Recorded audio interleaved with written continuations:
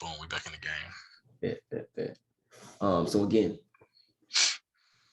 if there's no longer gold and silver backing the US dollar, and the Constitution states that gold and silver are only things as far as can be used for payment of debts, then what are we doing as the citizens in this nation, in this government? Because we're not paying off debts, because again, it's saying here, the only thing that can be used as payment of debts would be gold and silver. So again, it's a contradiction that we're seeing here within this Constitution that is no longer being abided by currently in this present day United States. Section 2 here, listing off the president's powers. The president shall be the commander-in-chief of the Army and Navy of the United States and of the militia of several states. So again, the president, he's not only commander-in-chief of the Army and Navy, but also of who? The militia. So whenever we're surprised about, seeing these militiamen just pop up randomly, whether they're being, detained, quote unquote, detained in these certain areas, or being, or seeing unidentified, people or armed men in certain states, those are more than likely the militia. And of course, according to this Constitution, who has the power to call upon them? That would be the president. That would be the president. And last but not least, Article 6 states, this Constitution and the laws of the United States which shall be made in pursuance thereof, and all treaties made or which shall be made under the authority of the United States shall be the supreme law of the land, and the judges in every state shall be bound thereby. Anything in the Constitution or laws of any state to the contrary, notwithstanding. So pretty much any treaty is going to be the supreme law of the land, and that law is supposed to be followed by every judge in every state. If there's anything that is opposed to or contrary to that treaty, then it's notwithstanding, it's basically void, it's invalid.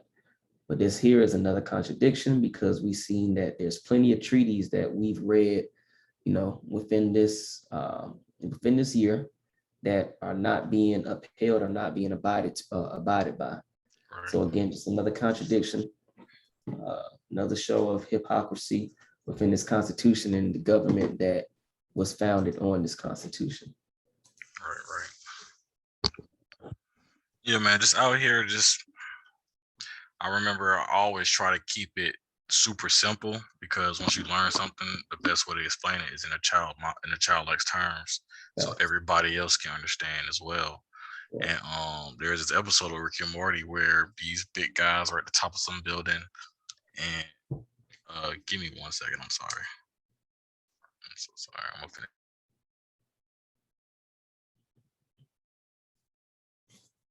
opening. Okay, but yeah, all of these guys are at the top of the CEO building or whatever, Fortune 500 company this was. Dude comes in and he's like, there's no more money. He was like, there's no more money. Everybody started looking around at each other. They know there's no money. Everybody went into a briefcase or a shelf or a table, pulled out a gun and blew their heads off. And I was like, wow, like once the people wake up to the fact that there is no money, a lot of people be offing themselves. Yeah, because they built their life off of that, off of this fiat. Yeah, it's fake shit. This fake shit. But once the people wake up to the fact that it's just monopoly money, bucks, windy bucks, a lot of people that are gonna, like your prestige that have all this zeros in their bank accounts, and then the ones at the bottom, I don't think the ones at the bottom would mind at all. I think they'll be like, wait, we don't have to, right? Then, your bigger guys are just being distraught. Oh, we gotta be all whatever they want to call us, poor, in your mind, but we're rich spirit over here. But money, you just put a value to that paper. The value is with anything that comes from the land, and it's all free. And it's all free. I saw you share something earlier, and I was like, yeah, it's all free. Like, bro, brother broke it down straight, simple terms. It's Everything free. we need is free. It's free. And they found a way to put $1 on it. We just take what we, need at the moment, but It's a lot of Ooh, selfish mindset where it's like, nah, I need abundance. That way I can feel above or something than others. So no, that was a great point. And like you said, it just kind of mirrored exactly what that tweet was. yep. I think last time we stopped off on section 6, I'll go ahead and pick up here. Section 6, that upon the completion of said allotments and the patenting of the lands to said allottees, each and every member of the respective bands or tribes of Indians to whom allotments have been made shall have the benefit of and be subject to the laws, both civil and criminal, of the state or territory in which they may reside. And no territory shall pass or enforce any law denying any such Indian within its jurisdiction the equal protection of the law. So here it's saying here that the patents, allotments in the patenting of the lands to said allottees. So basically that these patents, that these allottees will be given these patents, these land patents, and it looks like they'll be given to the respective tribe members of the respective bands of Americans here. And also that they will be held to whichever laws have been established within that said territory or state. Now we know that these laws are pretty much, if they're the respective nations' laws, they're being superseded by the United States government, because these patents are coming from the United States government. So in regards to this, it sounds like here to me that when it says will be subject to the laws of both civil and criminal of the state or territory, it's basically saying like, hey, okay, you will be held to your own nations, your own territories laws, but also you'll be held to the United States ones as well, because we're the ones that's issuing these patents to you. Correct. Yep. That's what I was picking up on it. Just slowly, gradually having them adapt to the United States corporation way of life, correct? Being civil, even though we were already civilized. Now they come in with this word civil, and they pretty much are trying to force their civil on us. Great point. Great point. And every Indian born within the territorial limits of the United States to whom allotment shall have been made under the provisions of this act or any law or treaty, and every Indian born within the territorial limits of the United States who has voluntarily taken up within said limits his residence separate and apart from any tribe of Indians therein, and has adopted the habits of civilized life, is hereby declared to be a citizen of the United States. So I'll stop here. Basically, it's saying what we highlighted earlier. While reading this, any, I guess you can say, one-off American that didn't have a specific band or tribe attached to, or to attach themselves to within this quote unquote Indian territory, would be basically declared as US citizens now. So they're no longer, they're being stripped away of their nationality. They're being stripped away of their identity, their American is basically. And then again, back to how they said, and has adopted the habits of civilized life. So like they again, we were already exactly coining to be civilized. Of course, this is English, but now we're seeing, okay, well, to me, it just sounds like they're saying this is how we act as a people. And this is how we want you to act as a people, which is being civilized, pretty much how the European housed, confined. Like if we think about who's setting up these laws, it's the European. We know that it's specifically the peasant European. When they're coming over here, they're used to these small confined places, these little, 1/16 of an acre, like these little subdivisions. You know, they're used to being housed. We're used to territory. All of this we're free to roam. You feel me?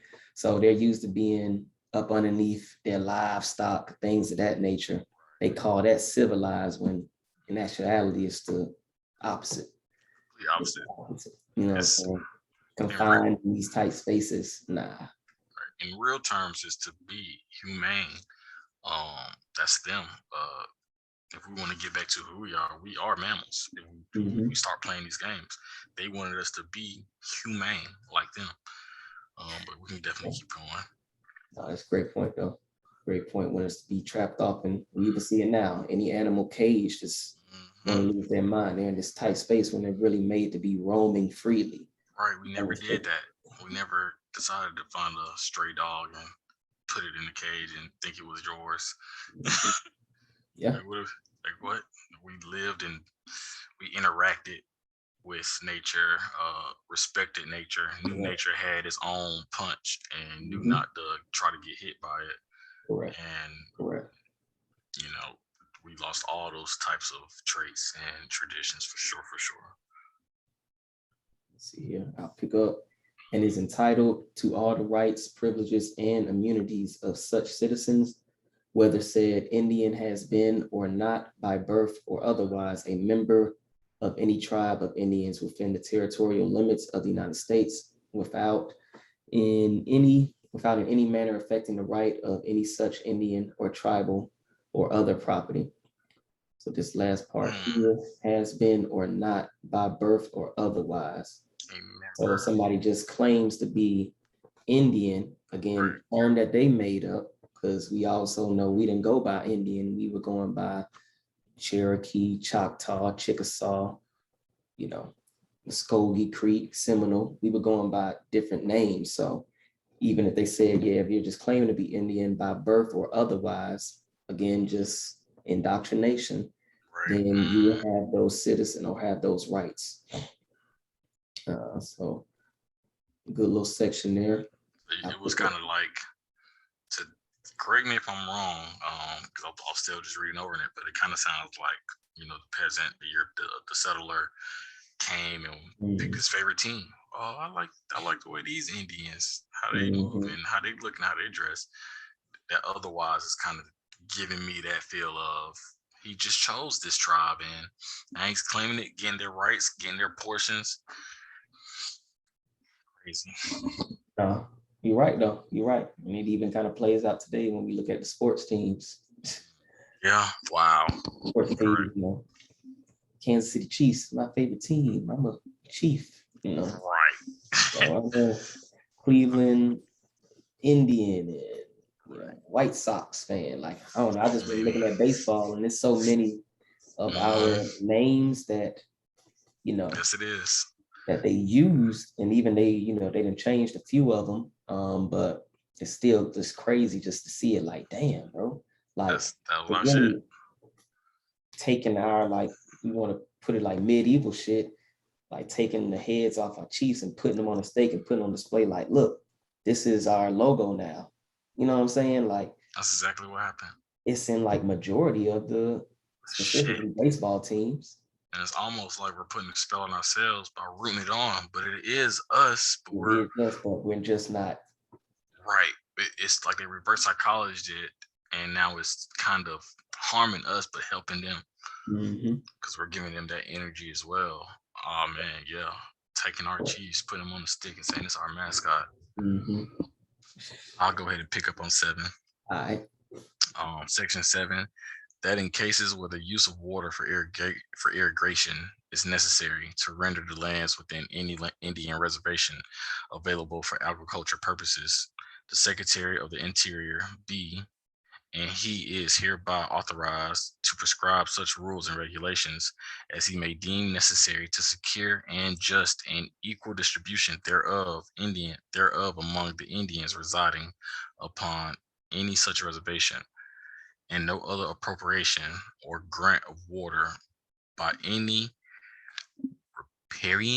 riparian. I'm not sure what that word means. I'm gonna have to look that one up. But proprietor shall permit it to the damage of any other riparian proprietor.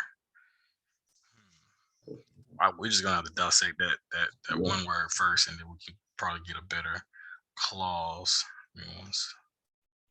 So riparian is relating to or situated on the banks of a river.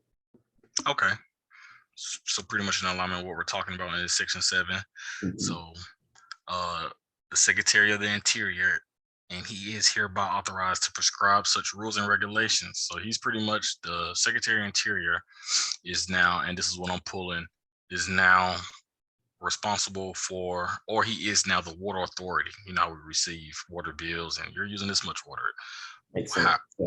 you feel me? He is now, they're getting real critical with it. So they're along the riverbanks, they're along large body of waters, this tribe. So the Secretary of Interior, he is now authorized to create, prescribe such rules and regulations as he may deem necessary. So Right. he's outside looking on the end, and he's saying, "This is what needs to happen. This is what needs to happen." Mhm. And it could be the positive. It could be a positive or a negative. He could be using it in a way for his people to secure more water, or to enjoy more fresh water, or have that water to water the land. But distribution thereof among the Indians residing upon any such reservation, and no other appropriation of or grant of water by any riparian. What's the word again? Basically, Riparian. yeah, riparian. Riparian. So yeah, again, just the Secretary of Interior, he's in charge of creating rules and regulations for the riparians, pretty much large body of waters near the tribes. Yeah, Continue. more power. So now they're even controlling the water supply within their nations or their territory. So again, the outside government is superseding or regulating, in this case, your life, basically, your lifeline, which is your water. So if they say, hey, you all are getting too much water, they can cut it off like that. And that's not even, I think they was even having some discussions or some arguments about that not too long ago. It's like a few, I would say, American reservations or quote unquote Indian reservations, where it was like, yeah, the water, they're not doing something with it, or they're not allowing it to pass through into this reservation area. So we're just highlighting again pretty much how they went ahead and established that, at least in this Dawes Act. Go ahead and continue on 8 if you want me to. All right, go ahead. I'll pick up on that. Okay. Section 8, that the provisions of this act shall not extend to the territory occupied by the Cherokees, Creeks, Choctaws, Chickasaws, Seminoles, Osage, Miamis, and Peories. Peori. How'd you say it, Chief Pico? I think Peorias or something. Peorius. Yeah. Yes, that one felt much better. Peorius, and Sacs and Foxes in the Indian Territory. I'm gonna just start right there. Just we've heard Creek, Choctaw, Chickasaw, Seminole multiple times, but now we're starting to see some other words out there, or other tribes out there. Yeah. And it just shows how not only creative we were, but how many different groups of people we had. On this land. And then just that word right there, the Miamis. We think of Florida automatically, and these are groups of people. Foxes, like these were a group of people. This is how they represented themselves. So we got what, 1, 2, 3, 4, 5 new tribes or nations in here. Continue reading. In the Indian Territory, nor to any of the reservations of the Cinca Nation of New York Indians in the state of New York, nor to that strip of territory in the state of Nebraska adjoining the Sioux Nation of the South, added by the executive order. All right, so in Section 8, it seems like this was an act pretty much to present the boundaries. So Section 7, they told, they were able to control the water. Section 8 pretty much was saying, yes, but this is who you can't control. Right. Yeah. These provisions basically won't be extended to these nations in this section. So, okay, I guess it just highlights how they had different acts and different, pretty much different acts for each individual tribe, I guess, or nation, you could say. It's just interesting, very interesting. Right.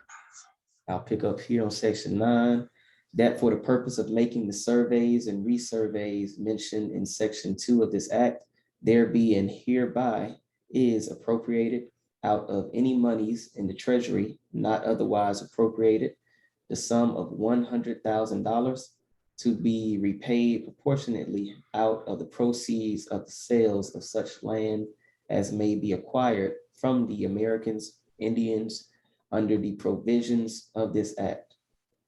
So we just go back here, the sum of $100,000 to be repaid proportionately out of the proceeds of the sales of such lands as may be acquired from the Indians under the provisions of this act. So basically, we know that they've already taken the land, place any monetary value gained from that land within the treasury. And it's now saying that when sold, that $100,000 will be repaid from whatever that land has been sold for. So I'm guessing when we go back to, I would say like the Homestead Act, when they was mentioning like $1.25 per acre. Right. So all of those proceeds are going back to the repayment. Let me see. And I'm thinking the repayment to the actual government and not the actual nations. To be repaid proportionally out of the proceeds of the sale of such land as may be required from the Indians under the provision of this act. I think you're in alignment as well. It seems like that money, right, is going to go back to the United States. Because again, this is a survey, and the Treasury is going to have to. He's the one that gets his information. So I didn't. Yeah. Sound like a loan, like they loaned them $100,000 and now they're repaying it. And so anything that, that land gets sold for, it's just going to go straight back to the treasury because we've already funded you $100,000, even though we know the land is worth way more than that. Way more. So whatever we sell it for, we know we're going to be getting 10 times, 50, 100 times more than that. So damn, just another highlight of a bad deal, specifically in this section here. Wow, okay. Section 10, that nothing in this act contained shall be so construed to affect the right and power of Congress to grant the right of way through any lands granted to an Indian or a tribe of Indians for railroads of other highways or telegraph lines for the public use, or condemn such lands to public use upon making just compensation. So again, they're just showing, again, highlighting again the U.S. government superseding whatever laws these tribes of people have created within this given territory. It's saying here that the Congress shall have the right to pretty much pass through the land however they please, whether it be to create railroads, telephone lines, pretty much just telegraph lines, or use of public use, which would be, again, the schools, churches, any type of programming that they can use to indoctrinate the people. That way they don't have to continue to war with them. They can get them, Right. Can't be infringed upon, Don. Yeah, that's what this is saying. That's crazy. That's crazy. That nothing in this act contained shall be construed to affect the right and power of Congress to grant the right of way through any lands granted to the Indian. So put you on your land, set you up, let you do whatever you want. Yeah, we still got interior agents that actually regulate and control the money, but when we want to come through from wherever the fuck we coming from, don't get it twisted. We gonna do it. we gonna do it. We're gonna scout your land, see what you're growing, do yeah, and they section 10 they made, and it's always amazing how the European moves and how they always make sure they kind of protect themselves no matter what. Like there will be a loophole to it's like, yeah, I said that, but if you want to go down here to section 10, I kind of give myself an out. No, facts. Right. So it's we can learn something from them. If this group is going to survive this hell that we're in, we're gonna have to learn to, when we actually establish some type of dominance, that if anything was infringed upon and we didn't agree with it, we would need, or we would have to implement some type of loopholes for ourselves to avoid conflict. Correct. Little escape plan. And again, that just goes back to what we were saying before, specifically with that Carter G. Woodson quote, practicing that foresight.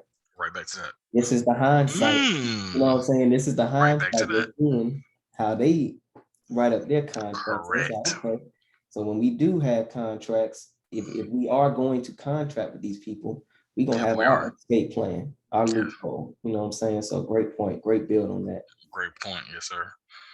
I'll finish off here, section 11, that nothing in this act shall be so construed as to prevent the removal of the Southern Ute Indians from their present reservation in southwestern Colorado to a new reservation by and with consent of a majority of the audit male members of said tribe, approved February 8th, 1887.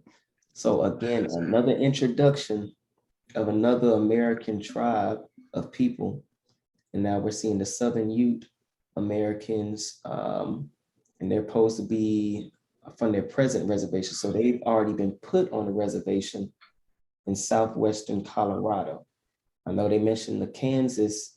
I'm not sure if they mentioned the Kansas Americans in this one, but I know we saw it before. I think it was previous. The Indian Treaty. Now we have the Southern Ute, and they were pretty much in a concentration camp in southwestern Colorado, and they're going to be moved to a new reservation. So you can see just how they're moving mass amounts of people, us, from different locations to different locations. Any historical artifacts we had in one area, they're fucking burning, or they're collecting and keeping in their museums or in their forts. Like, so you can see how the history is being lost because we're continuously being moved in masses by the gun.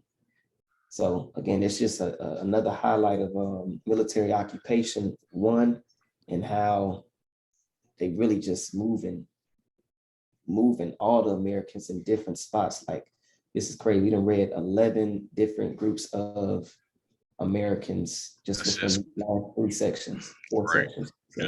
Just continuously moving. But correct me if I'm wrong on section 11. That's saying that nothing can be added or taken away in order for this group of people to not be moved from the reservation we have.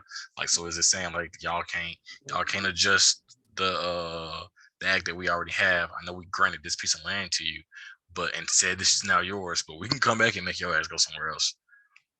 Is that it? I mean, that's what it seems. It seems like that specifically for the Southern Ute. Let me see. Right. This act shall be construed as to prevent the removal.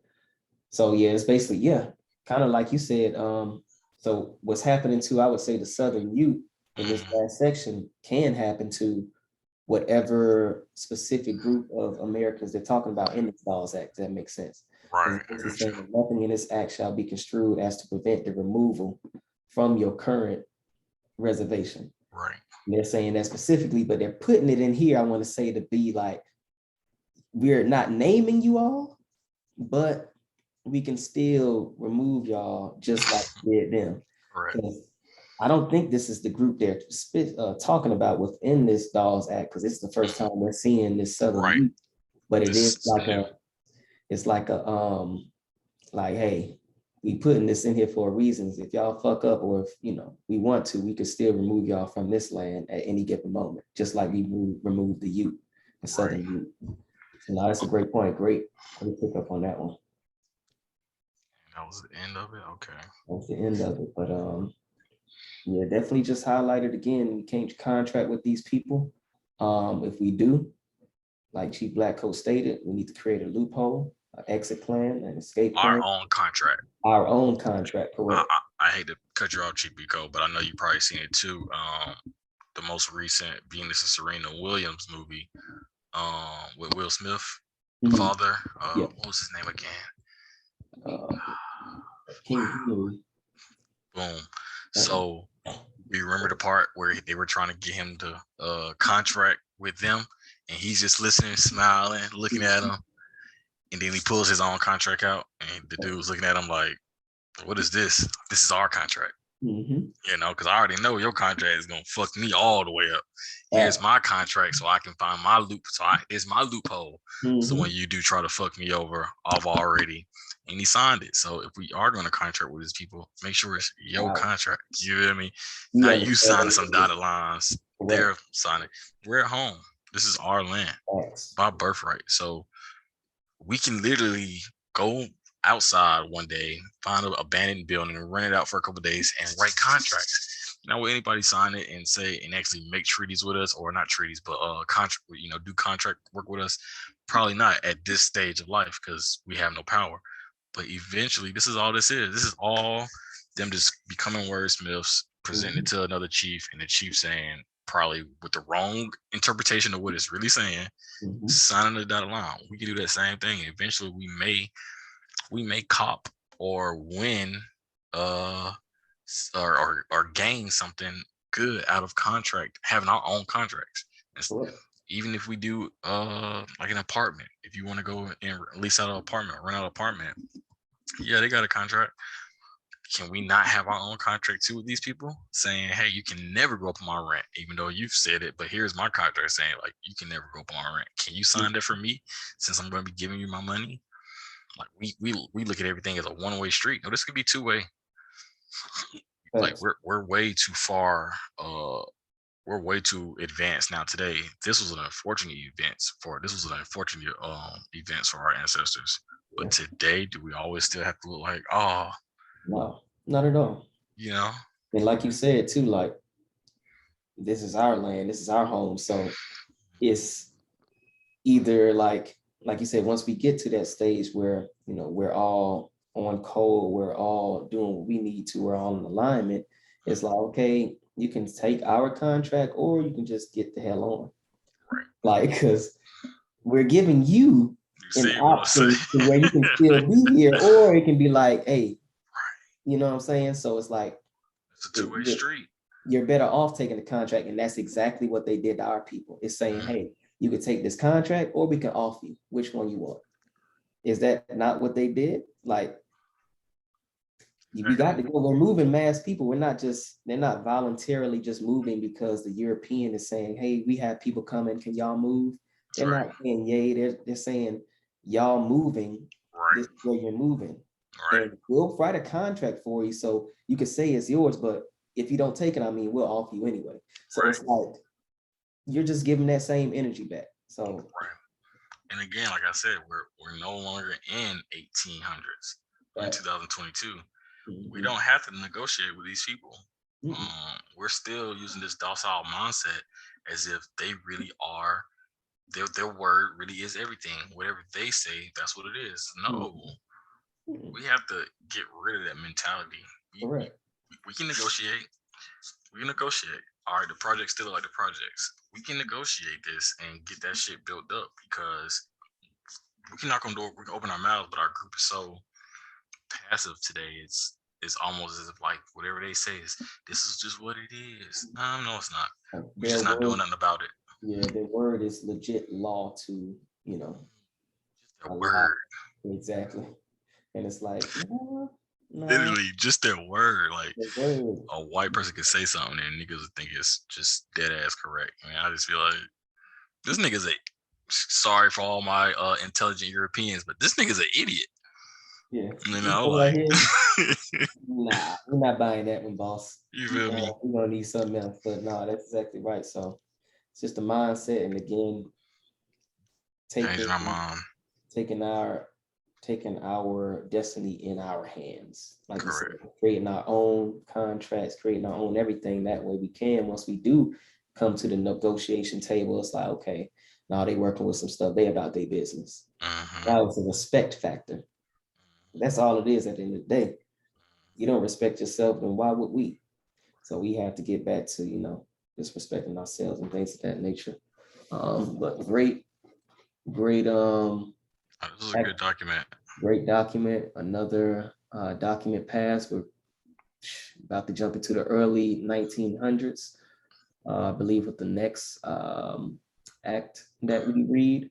So we're moving closer and closer to present day, pretty much. So, hey, we listed off everything, how we got in here, who we are.